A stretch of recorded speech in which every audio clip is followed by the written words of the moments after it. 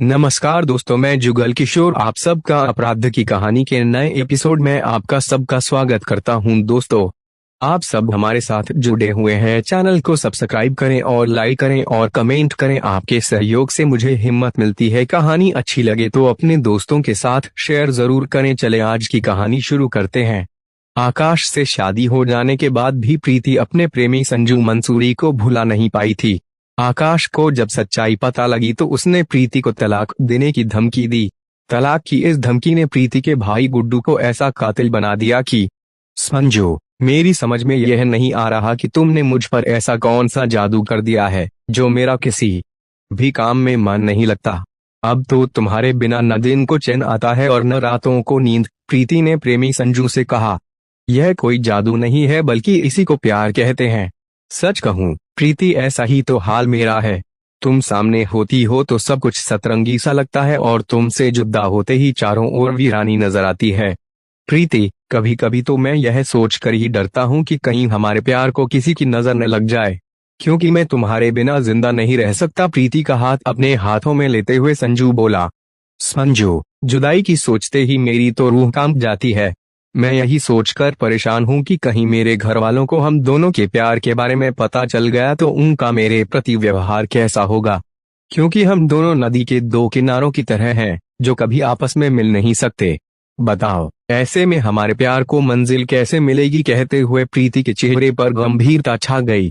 वह एक पल रोकर बोली, मेरी एक बात मानोगे संजू, क्यों ना हम यहाँ से कहीं दूर जाकर अपने प्यार की नई दुनिया बसा लें, जहाँ हमें किसी का डर न हो। जब हम एक दूजे के हो जाएंगे तो किसी में इतनी ताकत नहीं होगी कि हमें अलग कर पाए। प्रीति ने कहा तो संजू भी सोच में डूब गया। उसे भी लगा कि प्रीति की सोच अपनी जगह ठीक है। प्यार के एक नहीं, लाखों दुश्मन होते हैं। वैसे भी प्रीति ने उससे जिंदगी भर साथ निभाने का वादा किया है। उसे अपना बनाने के लिए अगर हिम्मत करके यह कदम उठा भी ले तो कौन सी बुराई है। ई रिक्शा चालक 35 वर्षीय संजू मंसूरी जिला शाहजहांपुर के सिद्धौली थाना के गांव रामपुर में रहता था। उसके पिता का नाम शेर मोहम्मद था और मां का रजिया। पिता खेती किसानी करते थे। संजू की 2 बड़ी बहनें थीं और एक छोटा भाई इस्लामुद्दीन। दोनों बहनों का निकाह हो चुका था। इसी गांव में रामविलास परिवार सहित रहता था। परिवार में पत्नी सुधा, एक बेटा गुड्डू और 2 बेटियां प्रिया और प्रीति थीं। रामविलास खेती करता था, जिसकी आय से घर का खर्च चलता था। प्रिया का विवाह हो चुका था। प्रीति अभी अविवाहित थी। स्वभाव से वह काफी चंचल थी। घर के कामों में उसका मन नहीं रमता था। प्रीति हमेशा बनठन कर रहती और टीवी से चिपकी रहती थी। मां की डांट के बावजूद प्रीति टीवी पर आने वाली फिल्में देखे बगैर नहीं रहती थी। प्रीति पर फिल्मों और फिल्मी गानों का इतना प्रभाव पड़ा कि वह खुद को फिल्मी हीरोइन से कम नहीं समझती थी।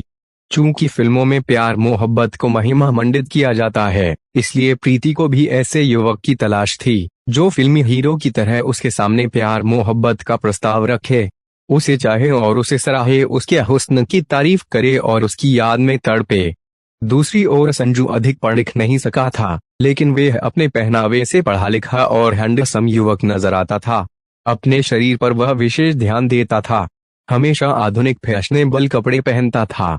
संजू को भी पागलपन की हद तक फिल्में देखने का शौक था। उसका बात करने और चलने का स्टाइल भी फिल्मी था। संजू अपनी उम्र के उस मोड़ पर था जहां आशिकी स्वभाव में अपने आप आकर शामिल हो जाती है। लव स्टोरी वाली फिल्में देख देख कर संजू का मिजाज भी आशिकाना हो गया था। वह मोहल्ले की लड़कियों पर अक्सर नजर रखने की कोशिश किया करता था, लेकिन कोई लड़की उसकी तरफ आकर्षित नहीं हुई थी। संजू की दोस्ती रामविलास के बेटे गुड्डू से थी। इस वजह से उसका उसके घर आना जाना था। आने जाने में उसकी मुलाकात गुड्डू की बहन प्रीति से हो जाती थी। प्रीति की सुंदरता संजू के मन को भा गई। बार बार आने जाने से उनके बीच बातचीत भी होने लगी। प्रीति संजू की निगाहों को भांपकर उसके दिल का हाल जान चुकी थी। उसे संजू पसंद था, इसलिए वह भी संजू से बात करने में गुरेज नहीं करती थी। दोनों एक ही शौक के शिकार थे। उनके बीच अधिक बातचीत फिल्मों को लेकर ही होती थी। दोनों एक दूसरे के साथ काफी समय बिताते थे। इसके लिए वे घर के बाहर भी मिलते थे, क्योंकि घर में एक साथ बैठकर ज्यादा देर तक बात नहीं कर सकते थे। समय के साथ साथ दोनों को एक दूसरे का संग खूब भाने लगा। दोनों साथ में मोबाइल पर रोमांटिक मूवी भी देखते। फिर फिल्म के कलाकारों की नकल करते हुए दोनों उनके डायलॉग बोलते हैं और उसी अंदाज में एक दूसरे के पास आकर बाहों में भरकर आंखों में आंखें डालकर उसी तरह बात करते जैसे कलाकार फिल्म में करते थे। इससे दोनों एक दूसरे के काफी नजदीक आते चले गए। दोनों दिल की धड़कनों की आवाज और सांसों की सरगम को भी बखूबी महसूस करते थे। ये नजदीकियां दोनों को अच्छी लगने लगी थीं। जब वे नजदीक होते तो अलग होने की बात दिमाग में लाने ही नहीं देते थे, लेकिन मजबूर होकर उनको एक दूसरे से अलग होना ही पड़ता। फिल्मी कलाकारों के लव सीन की एक्टिंग करते करते वे दोनों भी एक दूसरे से प्यार कर बैठे। अब बस इजहार करना बाकी था।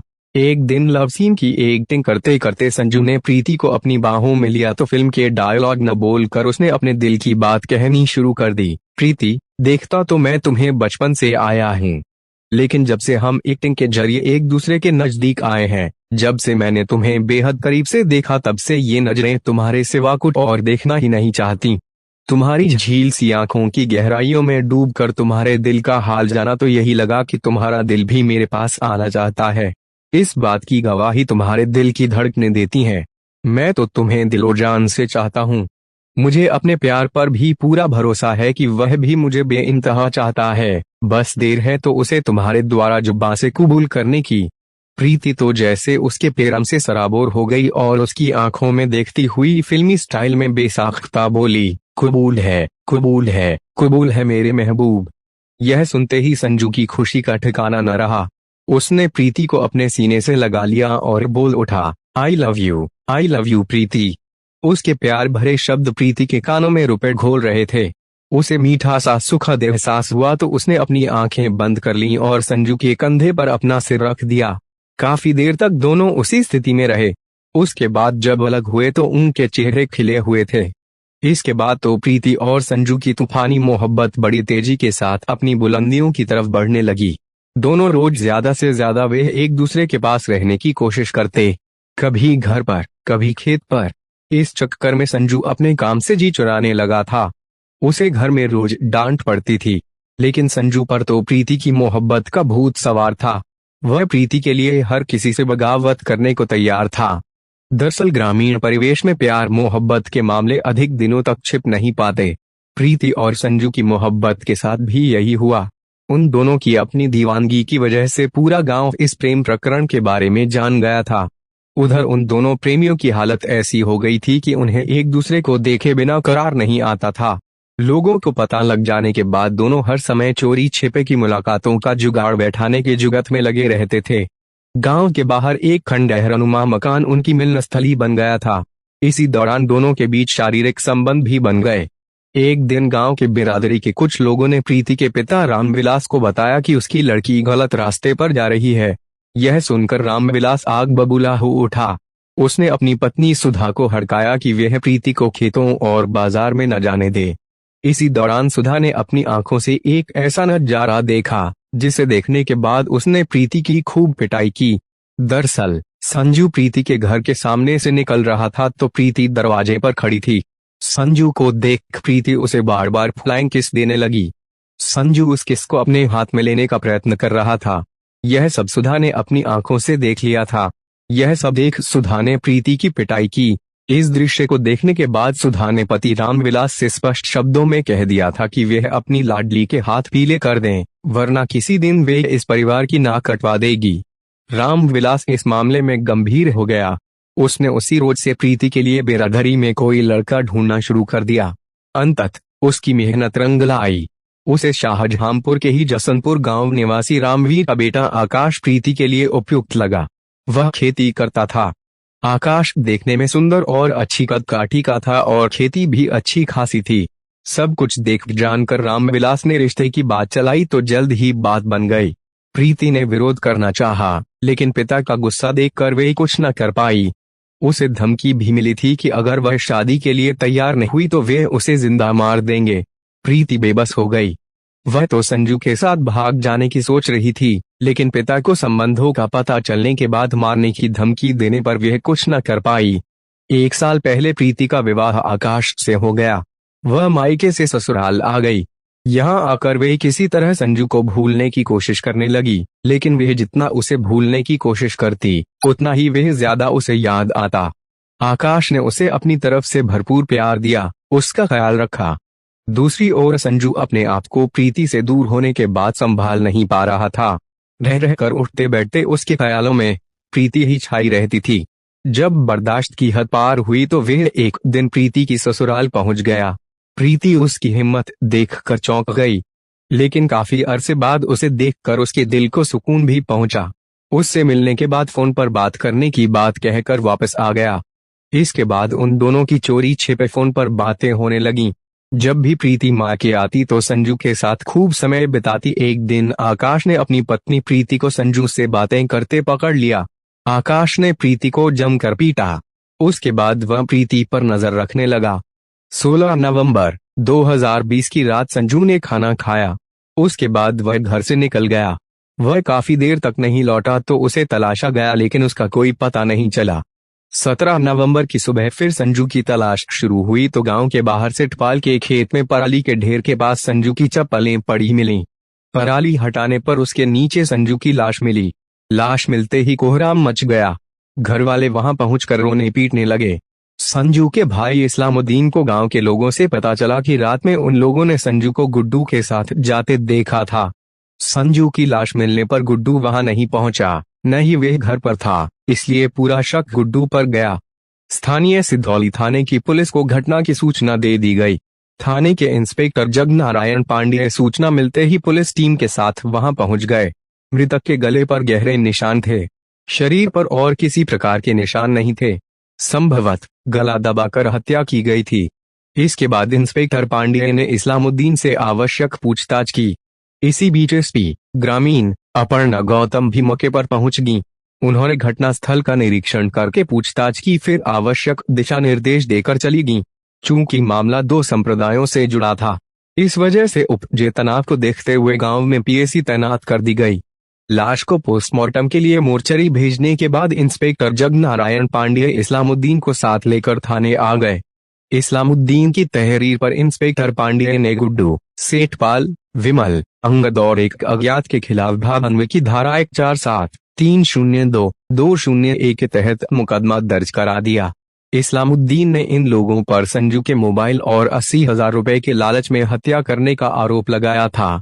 21 नवंबर 2020 को सुबह 10 बजे इंस्पेक्टर पांडेय ने गुड्डू और उसकी बहनोई आकाश को नियामतपुर मोड़ से गिरफ्तार कर लिया। उनके पास से संजू का वीवो कंपनी का मोबाइल फोन भी बरामद हो गया। थाने लाकर जब दोनों से कड़ाई से पूछताछ की गई तो उन्होंने अपना जुर्म स्वीकार कर लिया और हत्या की वजह बता दी। उन्होंने बताया कि प्रीति संजू से बात करना बंद नहीं कर रही थी। इस वजह से आकाश और उसके बीच विवाद हो जाता था। आकाश अपनी पत्नी की चरित्रहीनता बर्दाश्त नहीं कर पा रहा था। इसी साल भैया दूज पर वह प्रीति को लेकर उसके मां के आया। प्रीति के भाई गुड्डू से कहा कि उसकी बहन प्रीति का चरित्र ठीक नहीं है, उसके संजू से अवैध संबंध हैं।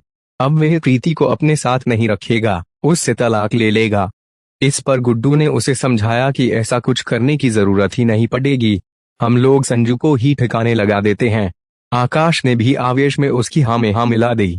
16 नवंबर की शाम को संजू खाना खाकर घर से निकला तो उसे निकलता देख गुड्डू उसके पास आ गया और बातों बातों में उसे गांव के बाहर से टपाल के खेत पर ले गया। वहां आकाश पहले से मौजूद था। दोनों ने मिलकर संजू को दबोच लिया और हाथों से गला दबाकर उसकी हत्या कर दी। गुड्डू ने संजू की पैंट की जेब से उसका मोबाइल निकाल लिया, फिर संजू की लाश को पराली के ढेर में दबा दिया। लेकिन दोनों पुलिस के हथे चढ़ ही गए। आवश्यक कानूनी औपचारिकताएं पूरी करने के बाद पुलिस ने दोनों हत्याभियुक्तों को न्यायालय में पेश करने के बाद जेल भेज दिया। दोस्तों, आपको कहानी अच्छी लगी हो तो चैनल को सब्सक्राइब जरूर करना और लाइक कमेंट भी कर देना। आपका लाइक और शेयर मुझे हिम्मत देता है। कल फिर आपसे मिलेंगे।